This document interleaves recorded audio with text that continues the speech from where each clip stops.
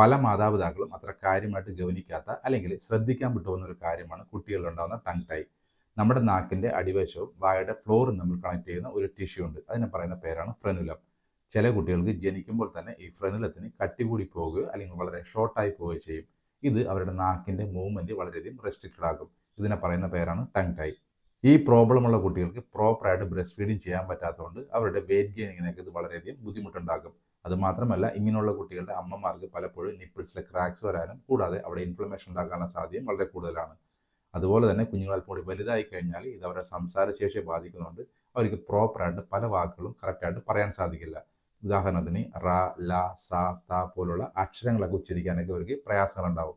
അതുമാത്രമല്ല, ഇത് അവരുടെ പല്ലിൻ്റെ ഘടനയെ ബാധിക്കാനും പല്ലുകളൊക്കെ നിരതെറ്റി വരാനൊക്കെ സാധ്യതയും വളരെ കൂടുതലാണ്. അതുകൊണ്ട് നിങ്ങളുടെ കുഞ്ഞുങ്ങൾക്ക് എന്തെങ്കിലും പ്രശ്നങ്ങൾ ഉണ്ടെങ്കിൽ എത്രയും പെട്ടെന്ന് ഡോക്ടറെ കണ്ടിട്ട് അതിന് പ്രോപ്പറായുള്ള ട്രീറ്റ്മെൻറ്റ് തേടേണ്ടത് വളരെ അത്യാവശ്യമാണ്.